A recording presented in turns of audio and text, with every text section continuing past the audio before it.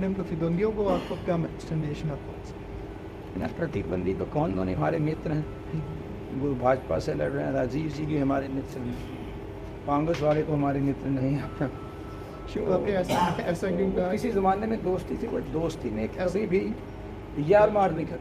हमें याद हुआ 10 साल हमारी अच्छी मित्रता थी हमारे पिताजी। It was created by my fathers. Even ask any Tom, Dick and Harry in the constant square. History is in making. इतिहास बदल रहा है छम, और इस इतिहास के साक्षी सारे लोग होंगे। छम में फर्स्ट टाइम ऐसा चुनाव करेंगे। इस सतीश वर्मा जो सबसे कमज़ोर कैंडिडेट, मैं एक जज्बाती आदमी, अगर आपने बात ही की है जो बेसिक्स उसने जाना पॉलिटिकल रुझान जो है वो तो राजपूत बिरादरी का मुझे 70 से 80% वोट मिले। जो शेड्यूल कास्ट वोट है जो ताराचंद की बिरादरी का, जो मेरे पिताजी को 90% वोट मिलता था, मुझे भी वो 70 से 80% वोट मिलेगा। भगत बिरादरी की अगर आपने बात की, I will get majority of the votes. उसी तरह ब्राह्मण बिरादरी है, उसका भी मुझे शायद 70 से 75% वोट मिलेगा, 80% मिलेगा। और सारे वोट आप ले जाओगे तो मुझे लगता है जो पोल्ड वो कितने मार्जिन का तो मैं कहूँगा मुझे जितना 85,000 वोट का तो पड़ेगा। तो मेरा मानना 60,000 के करीब वोट सतीश वर्मा के लोग उनका जिनको मैंडेट मिला कांग्रेस के वर्किंग तरीके नौतारा चुने, तो उनका कहना है कि ये तो मेरी ही सीट थी, ये तो मतलब मैं तो प्रेसिडेंट हूँ, मुझे तो सीट मिली ही कि मैं तो इतने साल से ना लड़ा हूँ, और 28 साल के बाद ये सीट अनरिजर्व हुई है। और आपका क्या कहना है कि कांग्रेस पार्टी ने गलत कैंडिडेट को चुना है, और उनका तो दावा है कि ये मेरी ही सीट? मुझे लगता है ये सवाल आप तो कांग्रेस के president, working president, general secretary incharge, उन सबको पूछना, और जो कह रहे हैं कि ये मेरी गिरदावरी है, मेरा इंतकाल है, उनको पूछना, वो बेहतर जवाब दे सकते हैं। मैं जो बात मानता हूँ, मैं हिंदुस्तान के आइन को अवलिन तरजीह देता है।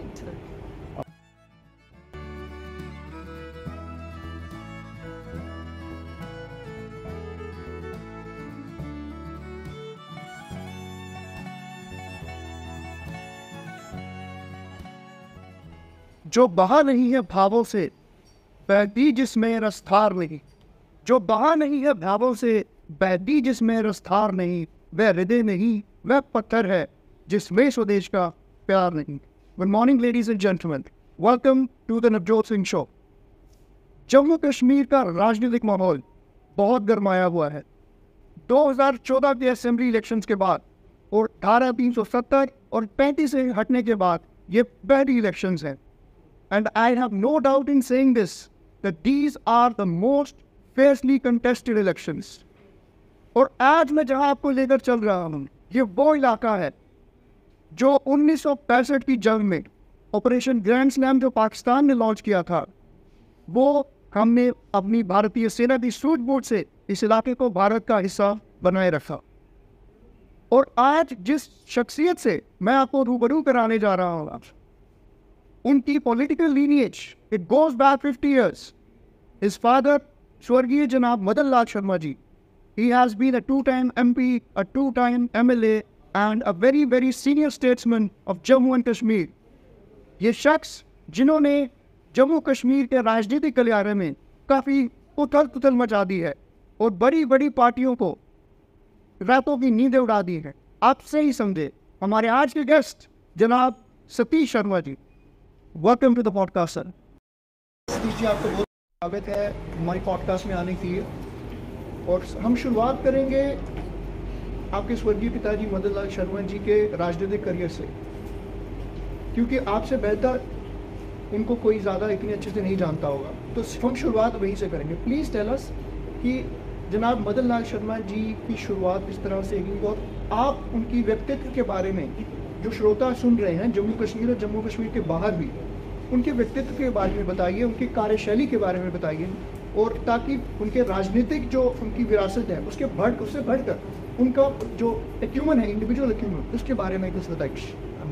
देखो, आपका धन्यवाद है। और राजनीतिक के लाइफ के बारे में आपने पिताजी से मैं तो नहीं जानता हूँ, बिकॉज मुझे मौका बड़ा कम मिला उनके पास लाने। हम पैदा हुए तो उसके 2 साल के बाद ही तकरीबन वो इससे पहले ही भाई after and I came out just to study. एक तारीख 10वीं की तैयारी के बाद हम पुलिस में छोड़ कर वजह चाहे गरीबी थी, चाहे कुछ थी, इन्हें हमें जंग करी। 1971 की जंग लगी हुई थी उस दौरान ये जो सुना है हमें इसको बात वही उस बारे में कंप्लेन की रही। He got selected in army in signals I think। Hockey के प्लेयर थे वो और बहुत बड़ी पोस्ट में फौजी ही वो भी है। और उनकी शुरुआत जो आपने पूछी तो वो बांग्लादेश वॉर से हुई और कैंप से साथ किए तो उन्होंने नौकरी की। फिर खेलते खेलते कहीं उन्हें चोट लगी, हॉकी के प्लेयर थे, खेलते भी थे आर्मी की तरफ से। वो चोट जो लगी बॉल एक बॉल ने उनका सारा समीकरण बदल और पुराने हॉकी की और वो एक गेम ने पूरी कहानी बदल दी और उसने से के नेताओं का जन्म हुआ और पुरानी तहसील अखनूर जिसे लोग छम और अखनूर के हिस्ट्री उन्होंने कुछ हद तक लिखी।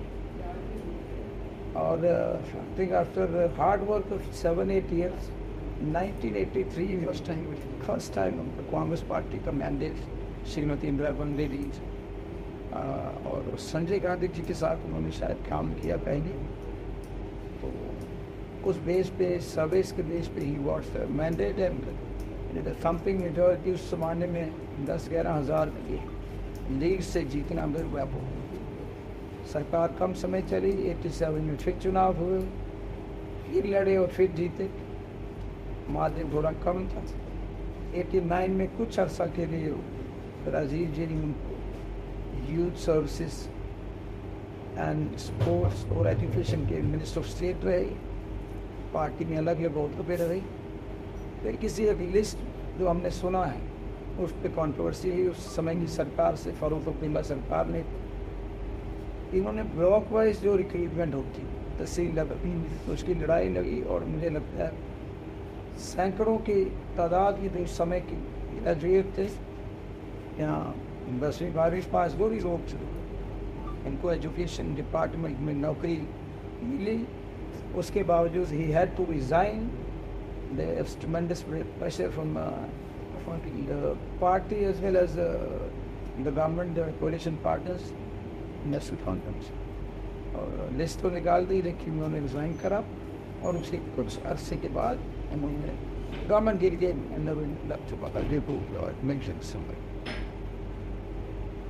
और उसके बाद 6 साल गवर्नर हुआ। उसके बाद 6 साल बाद चुनाव लड़े, सीट रिजर्व हो चुकी थी तब जिस सीट से उन्होंने अपनी एक विरासत छोड़ी, हार्डवर्क किया, 83 और 87 में रहे और हज़ारों की तादाद में लोगों को रोजगार दिया और कई प्रोजेक्ट लगाए, कुछ कॉलोनीज बनाई और फिर भी हमारे इशू से ज़्यादा we were at war with Pakistan. हम कॉन्स्टिट्यूंसी थी, पाकिस्तान का हमला होता था, लोग दरबदर होते थे, रिहेबिलिटेशन इश्यूज होते थे। ऑर्गेनाइजेशन तो उस समय की प्रधानमंत्री स्वयं बॉर्डर में और कैंप्स में आई और 71 में मेरे ख्याल मिश्री वाला इस साइड हमारी कैंप्स लगे और रेस्ट इज हिस्ट्री। अब ये रूट्स के बारे में बात करें। रूट्स के पिताजी छोटी से डेलीगेट थी, ये सरपंच लेवल के बड़े ही ईमानदार आदमी थे मेरे ग्रैंडफादर। आपकी कोई इनकी याद हो, अपने दादाजी की कुछ याद हो आपके? दादाजी दादा तो तेरा बड़ा प्यार। कोई ऐसी याद जो बिल्कुल याद है? वो आई वॉज 5-6 साल का था तो मुझे हॉस्टल डाल दिए, होता है ना गांव के बच्चों का। उन्होंने सोचा कि इसको KG क्लास में मेरे उन्होंने डलोजी पब्लिक स्कूल एक स्कूल है, डलोजी में हॉस्टल है, बड़ा बेहतरीन स्कूल है। वहाँ छोड़ा कि लड़का थोड़ा सुधर जाए, बिगड़े ना अंग्रेजी वगैरह सीखे। और हुआ क्या कि अंग्रेज़ी तो हमने सीखी नहीं लेकिन हम पंजाबी सीख के पंजाबी सीख के आए क्योंकि ज़्यादा मेजॉरिटी सिख स्कूल से पंजाब से। और वो अक्सर कहते थे कि मेरा शेर पिंजरे में डाल दिया आता है, दादाजी कहते हाँ वो डांटते थे हमारे चाचा जी को, शर्मा जो चाचा जी थे, he was looking after affairs. भी छोटे थे, वो भी लाडले थे हमारे पिताजी की।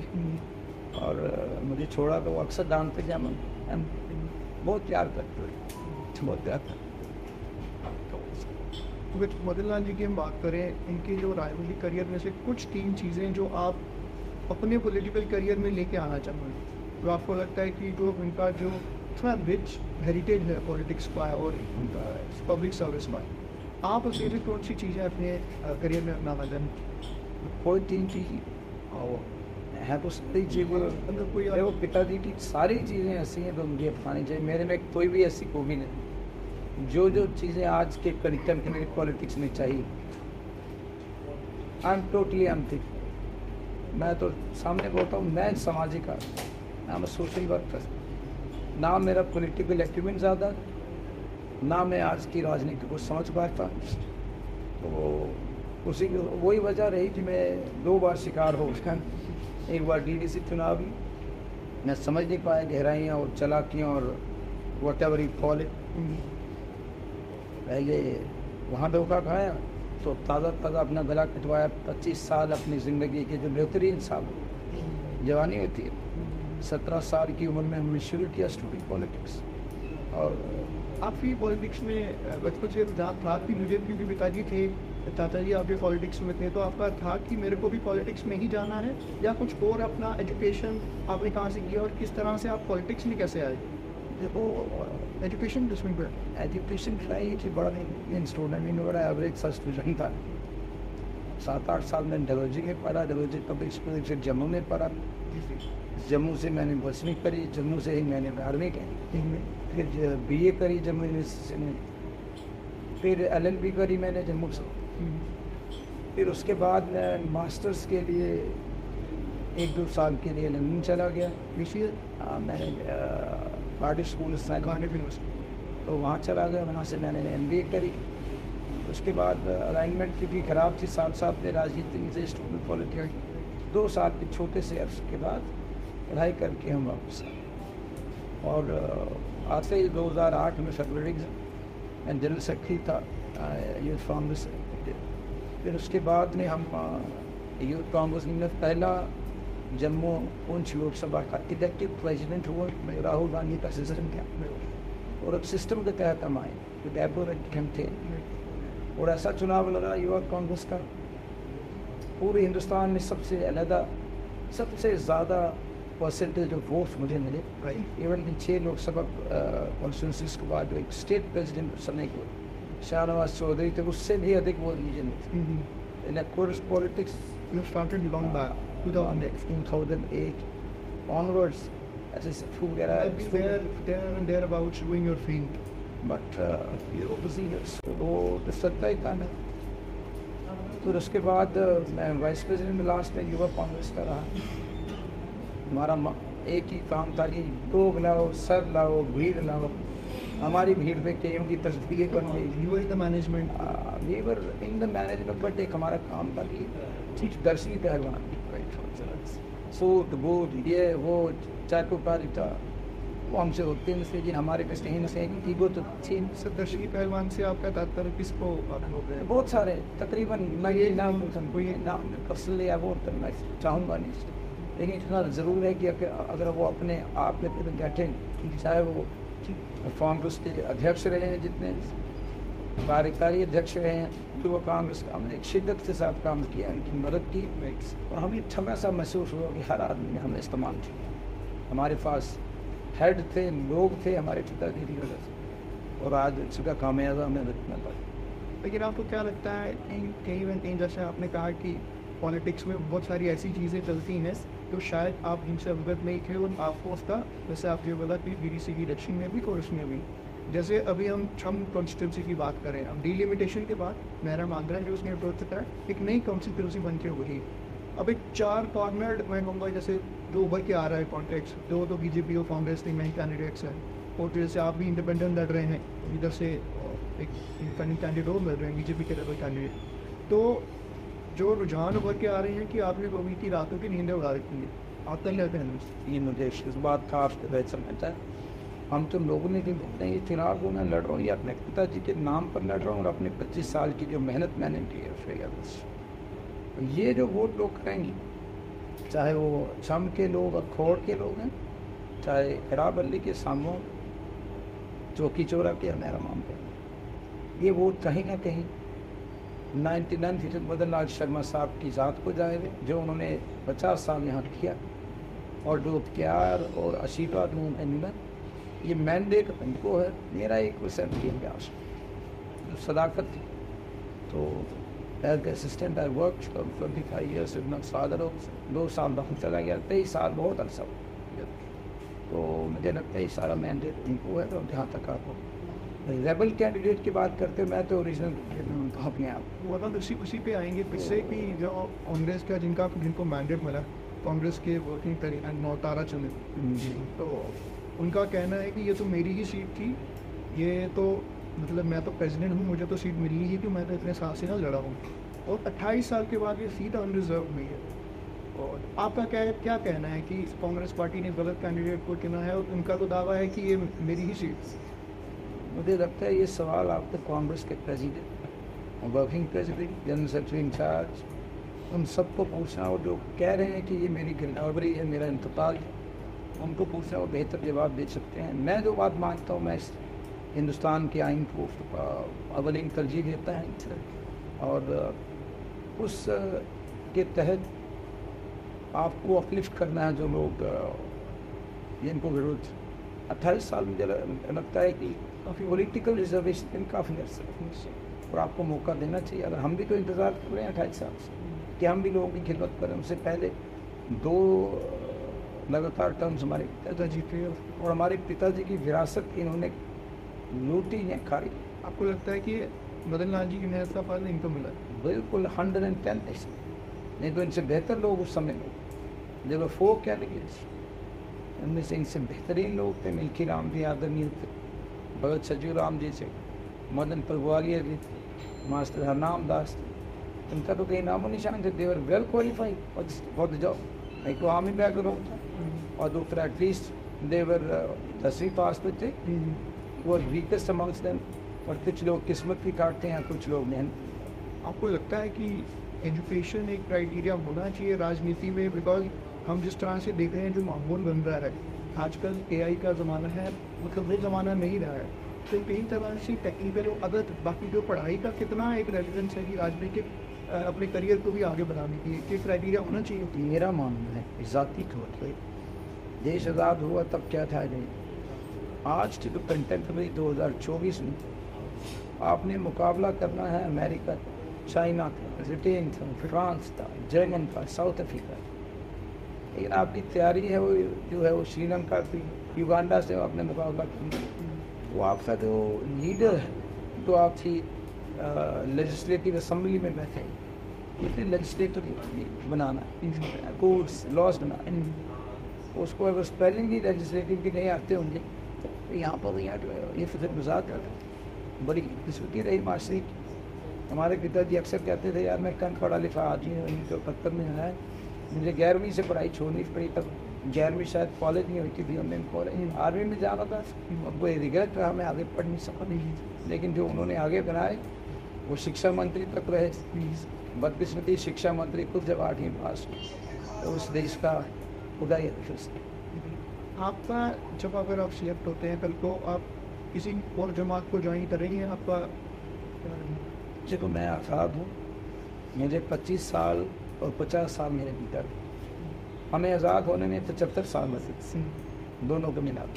हम तो टूटे हुए अनुभव, और क्योंकि मैं बड़ा जज्बाती आदमी, मैं जो फैसला लेता हूँ बहुत ज़्यादा, बहुत गिरा, हमसे फरेब किया गया, हमसे झूठ बोला गया, हमें इस्तेमाल किया गया। और जितने बड़े कद के नेता नहीं इनका सफ़ेद, हम सोचते थे इनमें इंसानियत, मेरिट, ईमानदारी, लॉयल्टी इनमें है, बट मैं हार गया।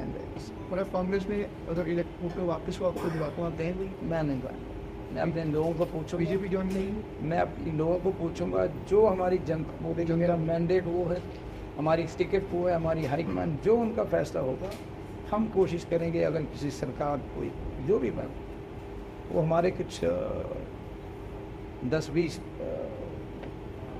इम्पोर्टेंट हमारे पॉइंट्स हैं, जैसे हमारे डेली वेजेस का इशू, हमारी बॉर्डर कंपनसेशन का इशू, मेरी छम की ALCIB का इशू, हमारे रूरल में जो है बॉर्डर टूरिज्म है, रेलवे लाइन है। मैं आपने बॉर्डर की बात की तो जैसे हमने देखा पिछले 2-4 महीने हुए जो आतंकी हमले जम्मू डिवीज़न में बहुत बड़े हैं, तो हमारा जो छम का इलाका है वो भी IB से सटा तो IB नहीं LOC।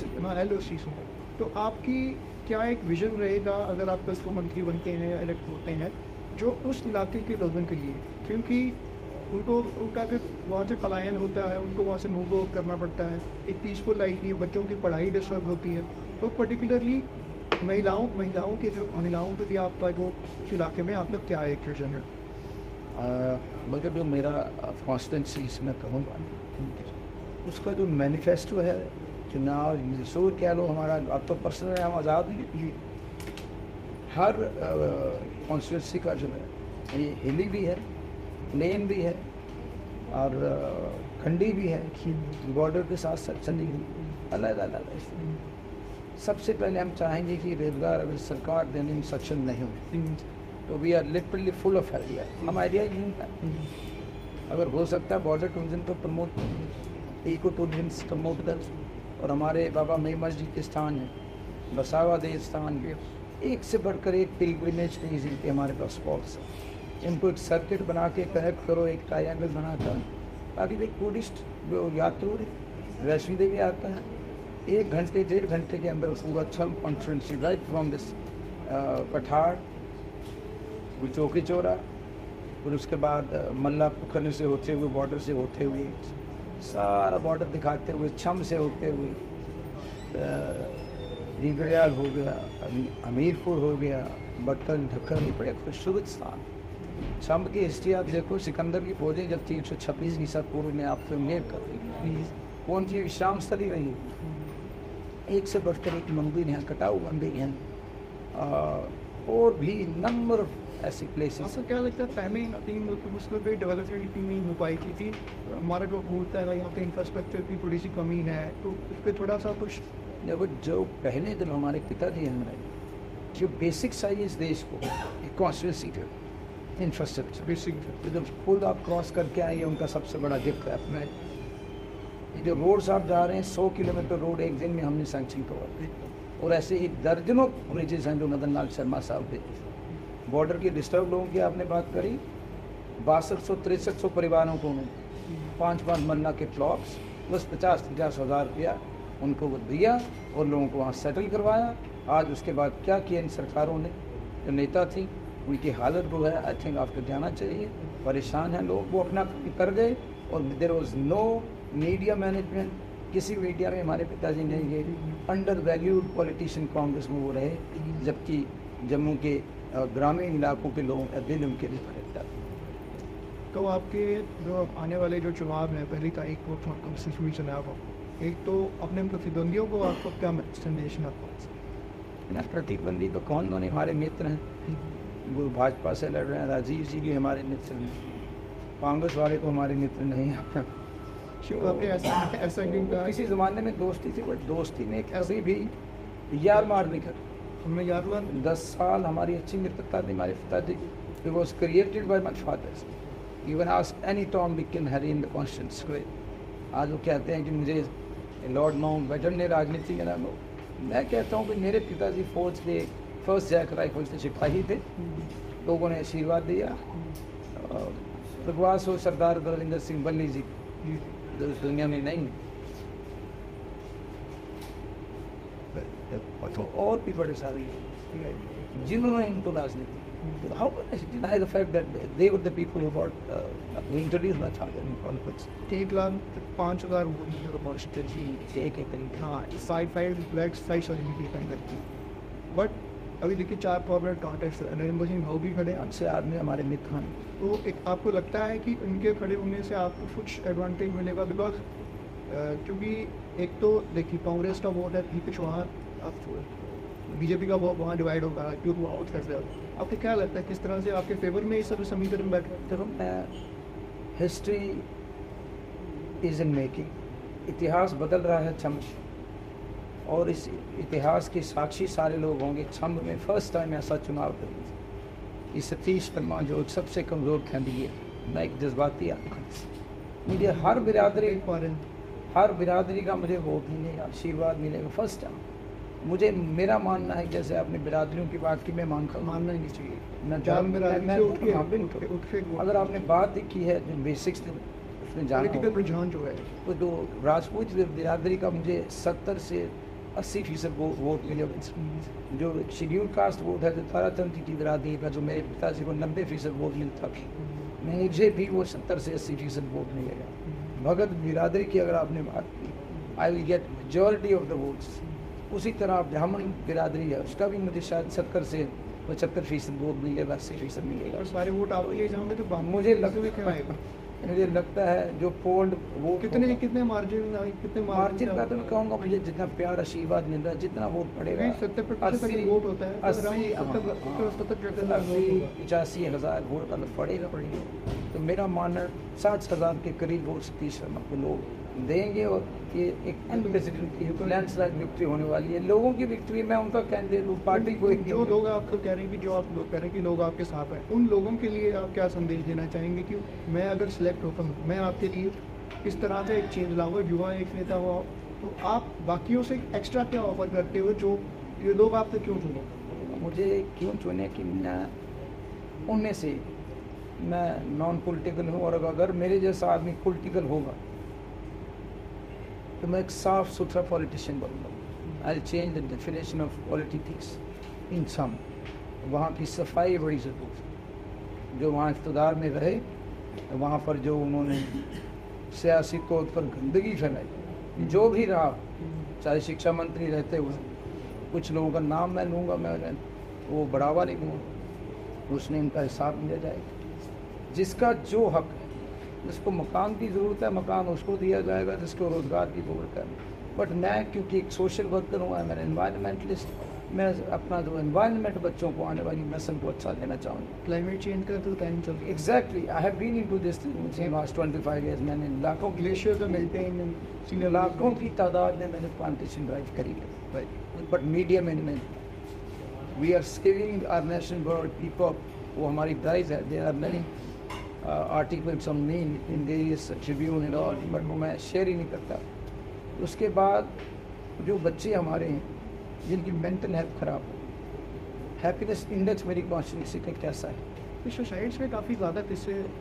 मैं SSP रईस सर के साथ बैठा था कभी, जो वो इधर पे कहते थे आपका इलाका तो बहुत ही पीसफुल है, बट यहाँ पे सुसाइड्स के रेट्स बहुत ज़्यादा है। अब गॉड नोज व्हाट इज़ क्या चीज़ है। चिनाब और नावर के बीच का जो बेल्ट है, बहुत जरखेज बेल्ट, लोग जज्बाती इमोशनल लोग।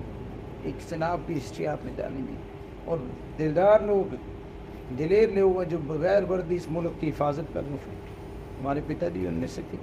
उन बच्चों के लिए स्पेशल रिक्रूटमेंट ड्राइव्स, ANCIB का इशू हमने लड़ रहे हैं। और मैं सबसे पहले मैं चाहूँगा जैसे हमारे डेली बेसिस की लड़ाई, उसको पाया तकमील तक पहुँचाया जाओ। हर पंचायत में स्पोर्ट्स क्लब बनाए जाएँ, लाइब्रेरीज मेरा भी बहुत होनी चाहिए। मैं चाहता हूँ ITIs हो, और छोकी चौरा और मेरा मानदिया में एक डिग्री कॉलेज हमारे पिताजी गिफ्ट दे गए थे अपने रस्ते हुए। ट्रेन का जो सबसे इम्पोर्टेंट इशू है यहाँ पर, कनेक्टिविटी, ट्रेन के लिए सर्वे हुआ था, एरिया सर्वे हमारे चले गए, MP साहब ने, हमारे पिताजी ने करवाया। 10 साल से कुछ काम नहीं हुआ। सोलर प्रोजेक्ट की तरफ हमें जाना है। हम चाहते हैं जो वाटर पंप्स हैं वो भी सोलर के साथ हो। नेविगेशन का भी ऑप्शन देख सकते हैं, जो वाटर स्पोर्ट्स का। बिल्कुल, आपको क्या इको टूरिज्म, एडवेंचर टूरिज्म, और टूरिस्ट के हिसाब से मैं आपको बताऊं, गंडोला का प्रोजेक्ट एक हमारे डेरा बाबा से लेकर गुसान, मेरा मानदिया बॉर्डर, अब वाघा जाते हैं उससे तो होम मिनिस्ट्री, डिफेंस मिनिस्ट्री की परमिशन लो, NOC की। वाघा से ज़्यादा टूरिज़्म जो होगा हमारे संबंध में होगा, मैं उस चीज़ का साक्षी होऊंगा। बहुत सारे प्रोजेक्ट्स की संग बुनियाद मेरे हाथों से रखी जाएगी और उनको पाया तकमील तक पहुँचाया जाएगा। बेशक मेरे पास पार्टी है, पार्टी को तो मैं ये बोलूँगा कि वो और होंगे जिन्हें होंगी तुमसे उम्मीदें करम, हमें तो देखना ये है कि तुम जालिम के साथ रखो, उनसे मुझे कोई उम्मीद नहीं है। मेरे लोग, मेरे यहाँ की अवाम जिनका हम पे कर्जा है, उन्होंने आम मदन लाल शर्मा को पास किया और मेरी ये मेरा फ़र्ज़ बनता है